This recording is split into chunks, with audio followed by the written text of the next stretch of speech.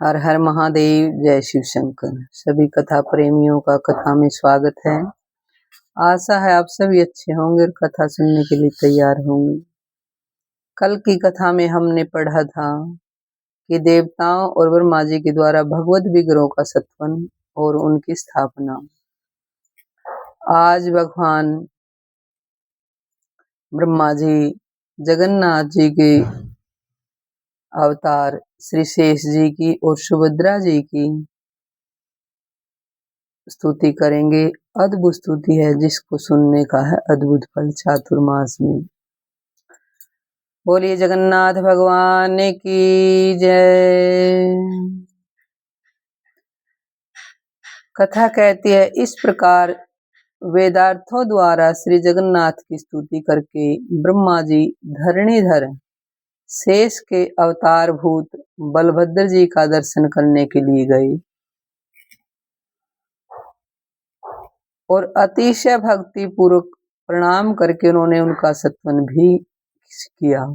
देवेश, आकाश आपका मस्तक है और जल आपका शरीर है, पृथ्वी चरण है और अग्नि आपका मुख है, वायु देवता श्वास है और मन चंद्रमा, नेत्र सूर्य है, भुजाएं संपूर्ण दिशाएं हैं, नाथ ज्ञान दर्पण आपको नमस्कार है। 14 भुवनों के मूलभूत स्तंभ रूप आप हलधर को नमस्कार है। जो आपके चरण बिंदों की शरण लेते हैं उनकी पाप राशि को विदर्ण कर डालते हैं, आपको नमस्कार है। आपके मुख, नेत्र, कान और भुजाएं अनंत हैं।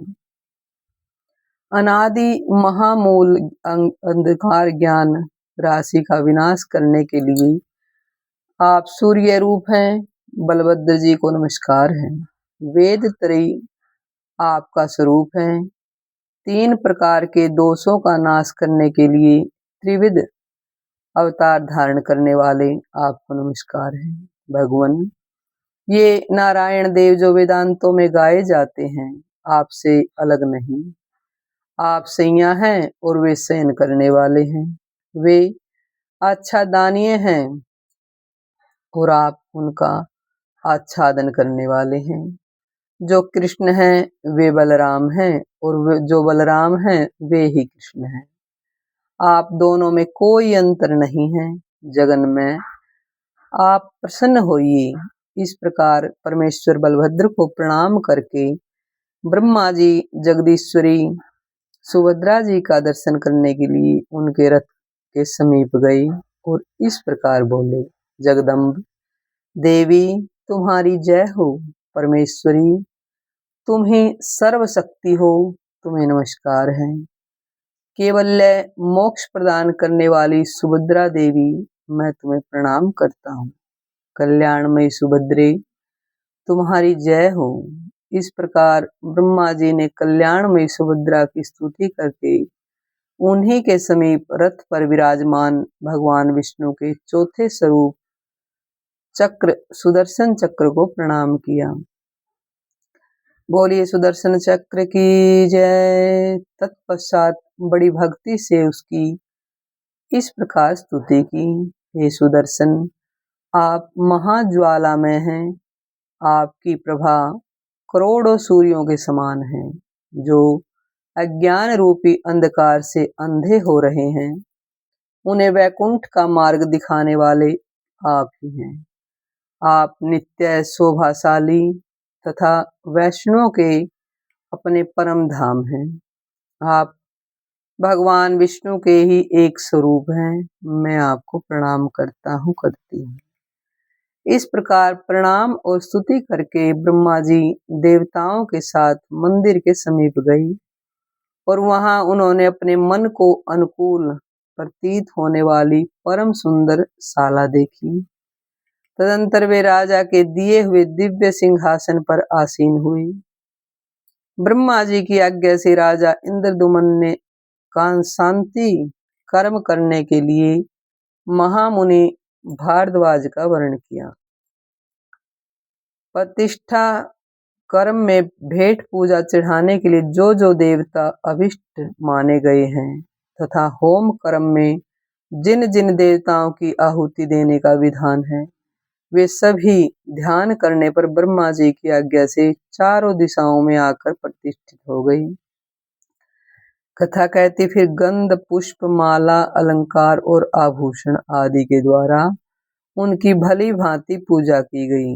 तत्पश्चात बुद्धिमान भारद्वाज जी ने देवादिदेव भगवान तथा सब देवताओं के समक्ष कर्म आरंभ किया। राजा इंद्रद्युम्न ने बड़ी प्रसन्नता के साथ सबका पूजन किया। भगवान के विग्रह का रूप उस मनोहर मंदिर की, जिसमें अत्यंत महान ध्वज फहरा रहा था, प्रतिष्ठा करके भारद्वाज ने भगवत विग्रहों में प्राण प्रतिष्ठा के लिए ब्रह्मा जी से अनुरोध किया। तब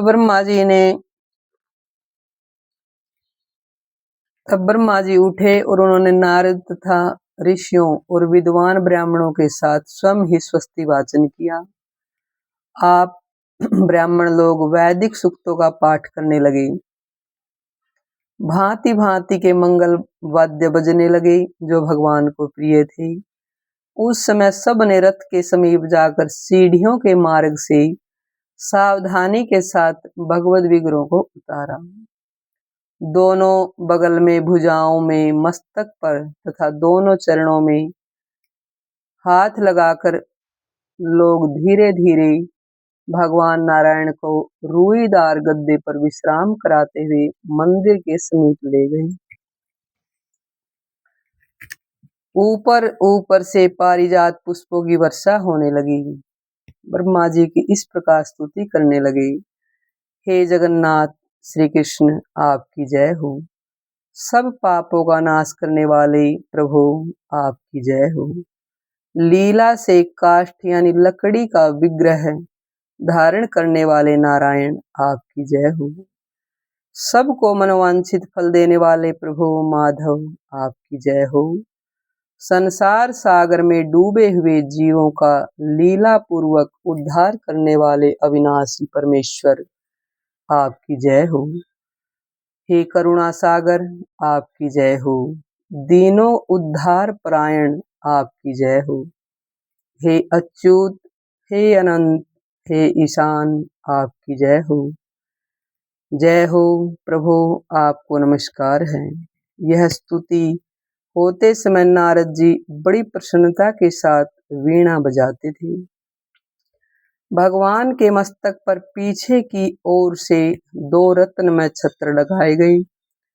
दोनों पार्श्व भाग में चामरग्राही देवता पंक्तिबद्ध खड़े थे, यानी जो भगवान को हवा करते हो ऐसे चामरग्राही देवता पंक्तिबद्ध खड़े थे, जो धीरे धीरे चवर भगवान को डुला रहे थे। इसी समय सब लोग बड़े कौतूहल के साथ बलभद्र, सुभद्रा तथा सुदर्शन चक्र के विग्रहों को भी ले गए।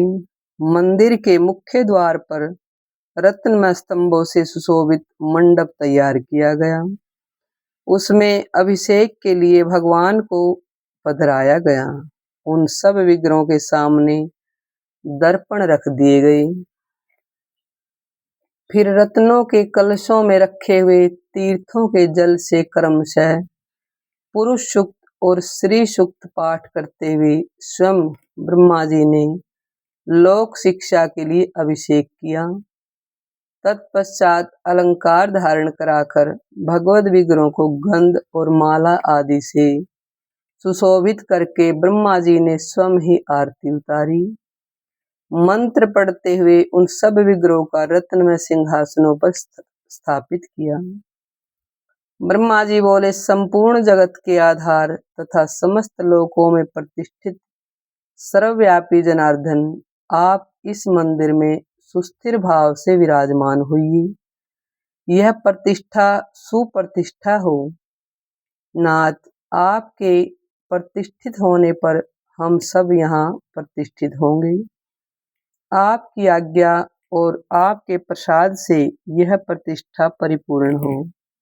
इस प्रकार जगन्नाथ जी की स्थापना करके ब्रह्मा जी ने उन्हें उनके हृदय कमल का स्पर्श करते हुए अनुष्टुभ मंत्र राज का 1000 जप किया।